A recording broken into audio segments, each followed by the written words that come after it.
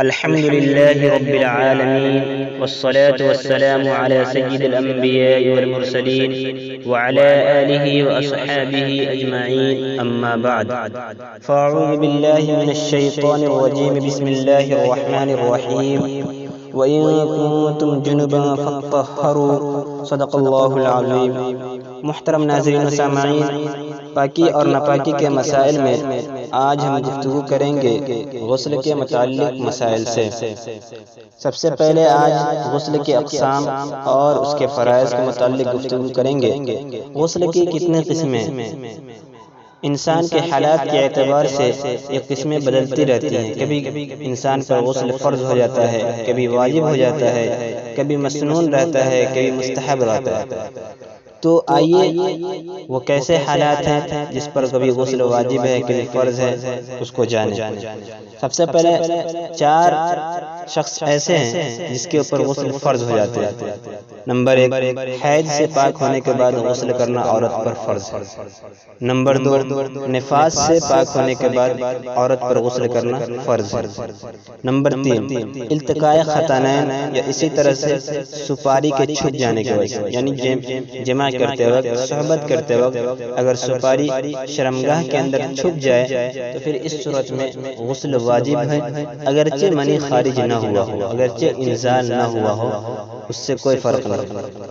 Number 4، شہوت کے ساتھ منی نکلی. اب یہ منی خواب کے حالات میں ہو یا ہاتھ سے نکالے گئے ہو یا اسی طرح سے صحبت کے ساتھ نکالے گئے ہو، بہرحال شہوت کے ساتھ منی کے نکلنے سے غسل واجب و فرض ہو جاتا ہے. آتے واجب کی طرف. غسل واجب کس پر ہے؟ نمبر 2، غسل واجب میت، یعنی جب کوئی شخص انتقال کر جاتا ہے تو اس شخص کو نہلانا، غسل کرانا واجب ہے. تو غسل کے لیے واجب اس شخص پر ہے جو مر جائے، یعنی میت پر غسل واجب ہے. نمبر 3، مسنون غسل. یہ کیا ہے؟ نمبر 1، جمعہ کے دن غسل کرنا سنت. اسی طرح سے عیدین یعنی عید الفطر اور عید الاضحیٰ دونوں کے دن غسل کرنا یہ مسنون ہے. اسی طرح سے عرفہ کے دن غسل کرنا مسنون ہے، سنت طریقہ ہے. اور احرام باندھتے وقت، نمبر 4، احرام باندھتے وقت غسل کرنا مسنون ہے. یہ 4 جگہیں ایسی ہیں، 4 وقت ایسے ہیں جس پر غسل کرنا، جہاں غسل کرنا مسنون ہے. نمبر 4 یعنی مستحب. کہاں غسل کرنا مستحب ہے؟ کس شخص پر؟ جو شخص کافر تھا، اسلام قبول کر لیا، تو اب اسلام قبول کرنے کے بعد اس کے اوپر غسل کرنا مستحب ہے. بہتر ہے کہ وہ غسل کر کے پاک صاف ہو کر اچھی طرح سے اسلام میں داخل ہو جائے. تو یہ غسل کے اقسام تھے: فرض، واجب، سنت اور مستحب. ان کے حالات آپ کے سامنے تفصیل کے ساتھ بیان کر دیا گیا. آئیے غسل کے فرائض کی طرف چلتے ہیں. غسل کے فرائض کتنے ہیں؟ غسل کے فرائض امام ابو حنیفہ رحمۃ اللہ علیہ کے نزدیک 3 ہیں.